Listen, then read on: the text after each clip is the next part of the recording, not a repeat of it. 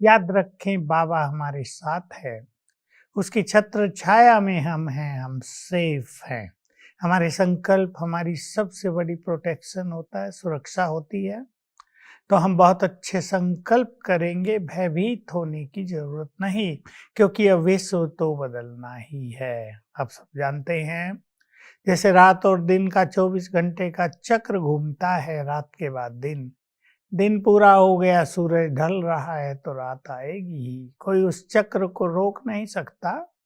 ऐसे ही अब ये कलयुग का खेल पूर्ण हो रहा है, तो ये कलयुग की रात तो अब जाएगी। सभी जगे, अब जो नहीं जगे, बाबा ने उन्हें जगाने का ये एक साधन भी बना दिया। बाबा कहा करते थे, समय तुम्हारा शिक्षक न बने। अगर समय शिक्षक बनेगा तो नंबर सारे समय को चले जाएंगे, तुमको नहीं मिलेंगे। और बाबा ये भी कहते थे, भगवान जब शिक्षक बनकर आया, जो तब नहीं जगे तो समय शिक्षक उन्हें जगाएगा तो सही, पर समय की मार बहुत खराब होती है।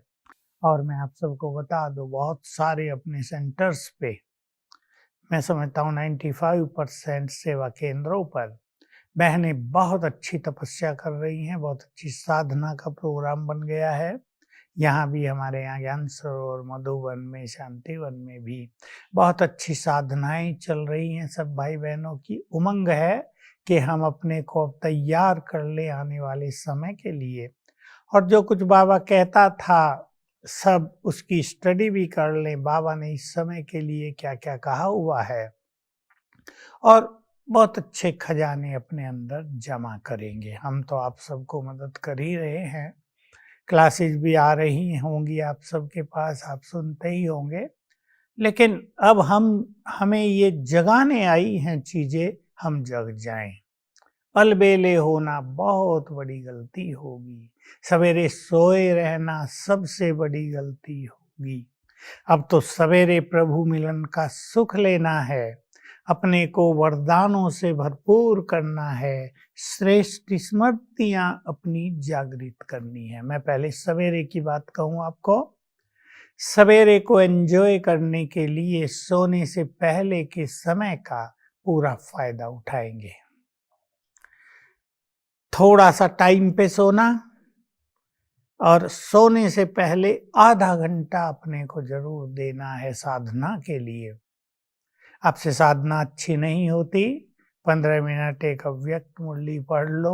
आजकल तो सुन भी सकते हैं, ऑडियो भी हैं, विजुअल भी हैं, सब हैं, सुन लो। 5 स्वरूपों का अभ्यास कर लो 5-7 मिनट। थोड़ा अपने को याद दिला दो, अपने को फ्रेश करो, एनर्जेटिक करो कि मुझे सवेरे उठकर बाबा से शक्तियां लेनी है। सवेरे सवेरे बाबा हमारा आह्वान करता है, मुझे उसके आह्वान पर उसके पास पहुंचना है, नहीं तो मैं जब आह्वान करूंगा वो तो आएगा नहीं। तो अपने को ऐसी अच्छी अच्छी स्मृतियां दिलाकर, अपने को उमंग उत्साह दिलाकर रात को फिर सोना है। भोजन कुछ पहले हो जाना चाहिए, सोने से कम 2.5 घंटे पहले, और भोजन थोड़ा सा कम कर लेना चाहिए, 1/3 रात को कम कर दो। मतलब इतना खाओ कि ऐसा ना लगे पेट भारी हो गया, थोड़ा घूम फिरो और हजम हो जाए भोजन, और ये सब अभ्यास करके फिर विश्राम करेंगे। 10:30 बजे तक सबको विश्राम कर ही लेना चाहिए। ऐसे नहीं रात को खेल पाल कर रहे हैं, टीवी देख रहे हैं, नेट पे लगे हुए हैं, वो सब अब के लिए नहीं तो अभिश्राप बन जाएगा। अगर ऐसी अच्छी स्थिति में रहेंगे तो सवेरे फ्रेश उठेंगे, बाबा उठाएगा, उठते ही बाबा का आह्वान करो, बाबा की शुक्रिया करो, बाबा को धन्यवाद दो, अपने को चार्ज करो। ऐसे योग में बैठेंगे तो नींद आएगी तुरंत। बातें करो बाबा से, शुक्रिया करना बहुत अच्छी विधि है। बाबा ने जो हमें स्वमान दिए उनको याद करो। जैसे बाबा हमारे सामने खड़े होकर कह रहा है, बच्चे तुम महान आत्मा हो, तुम इस देवियां हो, तुम पद्मा पदम भाग्यवान हो, तुम बहुत शक्तिशाली हो, तुम विश्व कल्याणकारी हो। ऐसे 10 स्वमान अपने पास चाहे लिख के रखें और सवेरे सवेरे उन्हें याद करें। तो स्वमान याद करने से अच्छी जागृति होती है। पहला ये ध्यान सबको देना है। और सवेरे मैं आप सभी को छोटी सी विधि बता दूं। अमृत वेले को 5 भागों में बांट लो। पहले ये करना जो मैंने आपको बताया, फिर 5 स्वरूपों का अभ्यास, इसमें भी 10 मिनट जरूर लगा दो। 5 स्वरूपों के अभ्यास से बुद्धि एकाग्र भी होती है, सुस्ती भी खत्म हो जाती है और हमें कुछ चीजों की स्मृति भी आती है। दूसरे टाइम पर अगले 10-15 मिनट के लिए आत्मा बनकर फिर परम धाम में बाबा को देखो, आत्मा को देखो, बाबा को देखो। पहले 5 सेकंड से शुरू करें जिनको बिल्कुल अभ्यास नहीं है, फिर 10-10 सेकंड आत्मा के बारे में कुछ चिंतन कर लो। आत्मा के स्वरूप को देखा यहाँ, और मैं आत्मा पीसफुल हूँ, मैं बहुत सुखी हूँ, मैं बहुत शक्तिशाली हूँ। 10 सेकंड हो गए। फिर शिव बाबा को देखो परम धाम में 10 सेकंड के लिए। वो सृष्टि का बीज हैं, ज्ञान के सागर हैं, सदगति दाता हैं, उनकी किरणें फैल रही हैं। 10 सेकंड हो गए। फिर आत्मा को देखो, कुछ विचार करो, फिर शिव बाबा को संकल्प करो। ये ड्रिल कर लो पहले 10 मिनट में। दूसरी प्रैक्टिस ये करेंगे, इससे सुस्ती भाग जाएगी, एकाग्रता बढ़ेगी, अनुभवों की शुरुआत हो जाएगी।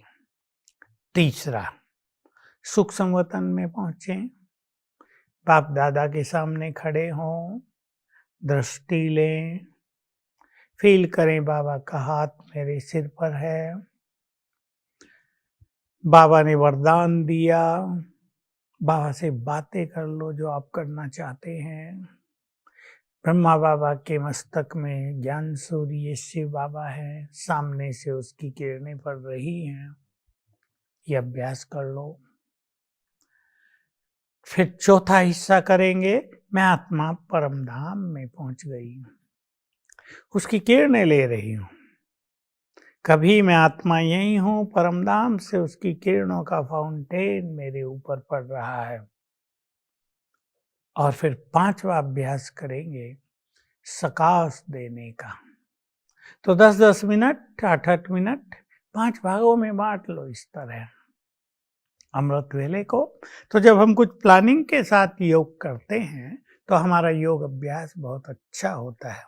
अगर ऐसे ही बिना प्लानिंग के बैठेंगे, बाबा को याद कर ले, तो सो जाएंगे, उससे कुछ फायदा नहीं होगा। तो अच्छी प्लानिंग के साथ आप योग अभ्यास करें। सवेरे मुरली अवश्य सुनेंगे, जहाँ जैसे भी सुनाई जाती है आपको।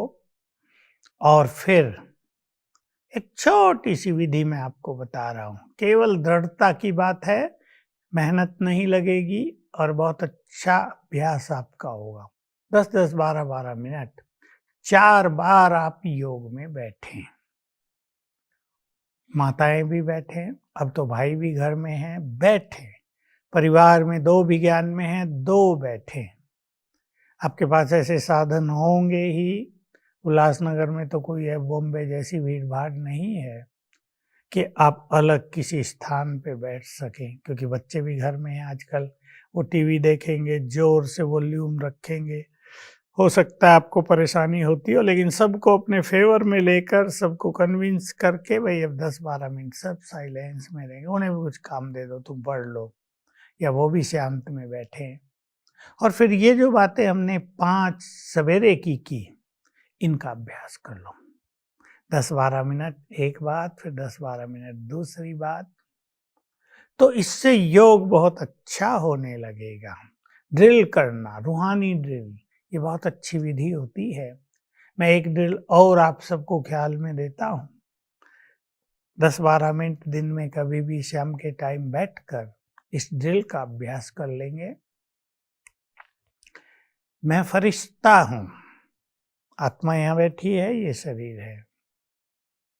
फिर मैं फरिश्ता सूक्ष्म लोक गया, बाप दादा के समक्ष। फिर वहां से मैं आत्मा बनकर परम धाम में गया, बाबा की किरणों के नीचे। फिर वहां से शक्ति भर के आ गया वापिस भ्रकुटी की कुटिया में। फिर सूक्ष्म वतन गया, फिर परम धाम, फिर वापिस। ये ड्रिल है। तीनों लोकों में भ्रमण करना, भ्रमण करने की स्थिति आप बढ़ा सकते हैं।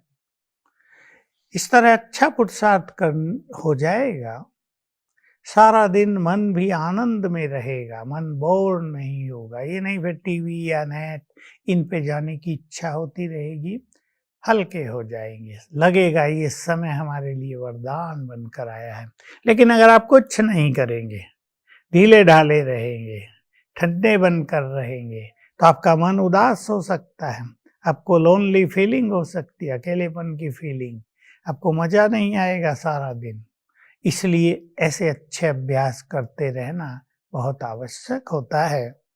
साथ में घरों में हैं सब, तो घर के सारे कामकाज मिलकर भी कर लिया करें।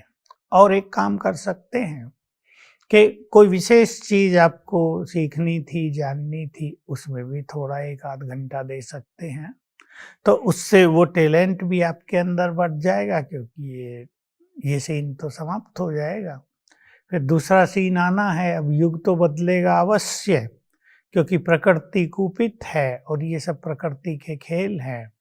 प्रकृति रिवेंज ले रही है, इसलिए हमें प्रकृति को भी सकाश देनी है, प्रकृति से भी हमें क्षमा भी मांगनी है और उसको शुक्रिया भी करनी है। क्षमा याचना बहुत जरूरी है, क्योंकि मनुष्य ने प्रकृति का विध्वंस बहुत किया है। उससे क्षमा याचना करने से प्रकृति क्षमा करेगी और हमें कष्ट नहीं पहुंचाएगी। और याद रखेंगे, बाबा के इस महान कार्य में जिसने बहुत मदद की है, अब प्रकृति उनको बहुत साथ देगी, उनका सहयोग करेगी।